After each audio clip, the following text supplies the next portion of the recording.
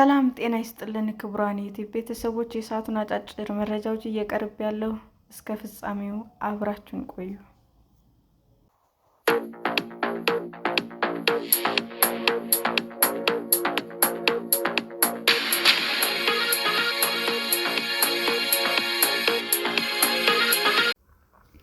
የጠለፋ መድን አክሲዮን ኩባንያ ከግማሽ ቢሊዮን ብር በላይ የተጣራ ትርፍ ማግኘቱን አስታወቀ። በኢትዮጵያ ብቸኛው የጠለፋ መድን ሰጪ ኩባንያ በመሆኑ ከ10 ዓመታት በላይ በገበያው የቆየው የኢትዮጵያ ጠለፋ መድን አክሲዮን ማህበር ከታክስ በፊት ከግማሽ ቢሊዮን ብር በላይ ትርፍ ያስመዘገበበት ውጤት ማግኘቱን እና ከኢትዮጵያ ውጭ የተሰጠው የመድን ሽፋን ገቢ 5 በመቶ መድረሱ ተገልጿል።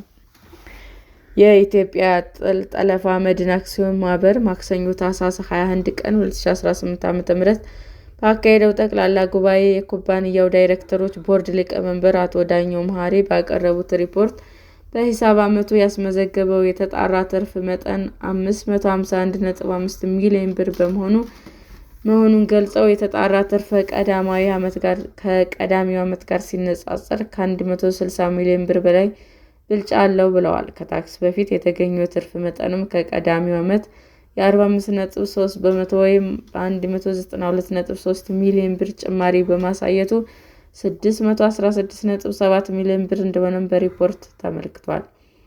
ኩባንያው በሂሳብ ዓመቱ ያገኘው ትርፍ አንድ አክሲዮን ያስገኘውን የትርፍ ድርሻ መጠን 26.16 በመቶ ወይም 261.9 ብር ማድረሱ ተነግሯል። በ2016 የሂሳብ ዓመት አንድ አክሲዮን አስገኝቶለት የነበረውን ትርፍ 217 ብር እንደነበረም አይዘነጋም። በተጠናቀቀው የሂሳብ ዓመትም ኩባንያው ከሀገር ውስጥና ከውጭ በጠቅላላ በረዥም ጊዜ መድን ዘርፍ 2.96 ቢሊዮን ብር አጠቃላይ የጠለፋ መድን ገቢ መገኘቱን የሚያመለክቱት የቦርዱ ሊቀመንበሩ ይህን የገቢ መጠን ከቀዳማዊ ዓመት ጋር ሲነጻጸር የ746.9 ሚሊዮን ብር ወይም 34 በመቶ ብልጫ አለው ብለዋል።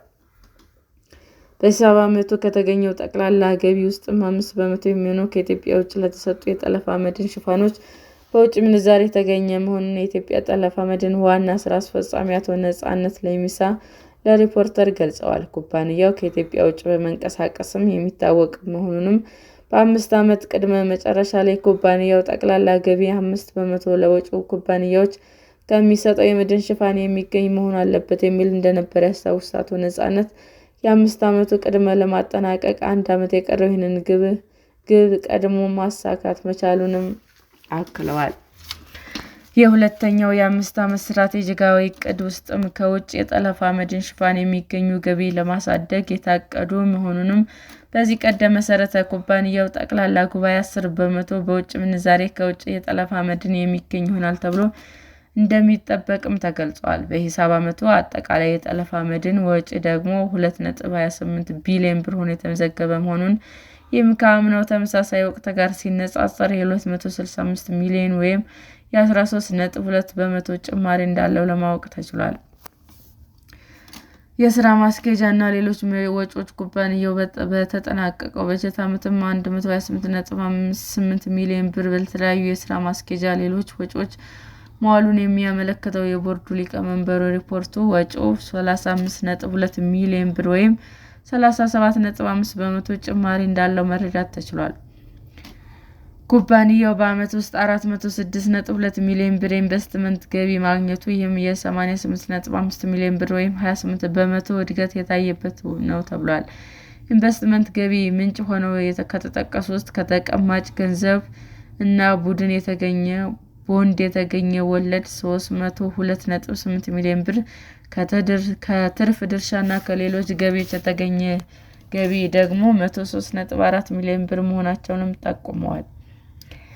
በተጠናቀቀ የሂሳብ ዓመት የኩባንያው ሀብት 5.22 ቢሊዮን ብር የደረሰ በመሆኑ ይህም ከአምናው ተመሳሳይ ወቅት ጋር ሲነጻጸር የ510 ሚሊዮን ብር ወይም የ11 በመቶ ጭማሪ እንዳሳየም በሪፖርተር ሰፍሯል። በሂሳብ ዓመቱ የተጠለፉ መድን አገልግሎት ውጤትም 300.8 ሚሊዮን ብር ሆኖ ተመዝግቧል። ይህም ውጤት ከአምናው ተመሳሳይ ወቅት ጋር ሲነጻጸር የ146.6 ሚሊዮን ብር ወይም 95 በመቶ እድገት አሳይቷል ተብሏል።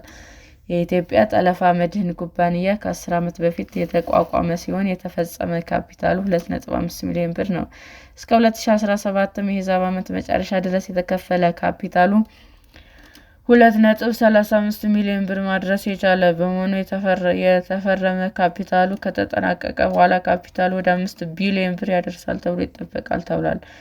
የኩባንያው ባለአክሲዮኖችም ቁጥር 139 ሲሆን ከባለአክሲዮኖቹ ውስጥም 40% ድርሻ የያዙት የኢትዮጵያ ንግድ ባንክና የኢትዮጵያ መድን ድርጅት ናቸው። ቀሪ ድርሻ በግል ኢንሹራንስ ኩባንያዎች፣ ግለሰቦች የተያዘ በመሆኑ ለማወቅ ተችሏል።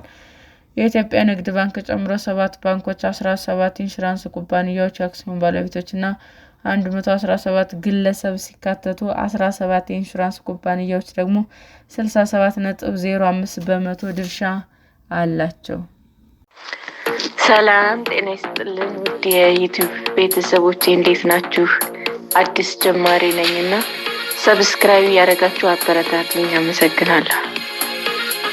ክቡራን የዩቲዩብ አድማጮቻችን ለሰዓቱ ያቀረብኩላችሁ አጫጭር መረጃዎች ይህንን ይመስል ነበር። በሌላ መረጃ እስክንገናኝ ሼር፣ ላይክ፣ ሰብስክራይብ እንዲሁም ቢቀርብልን የምትሉት መረጃ ካለ ኮሜንት እያደረጋችሁ ቸር ቆዩን።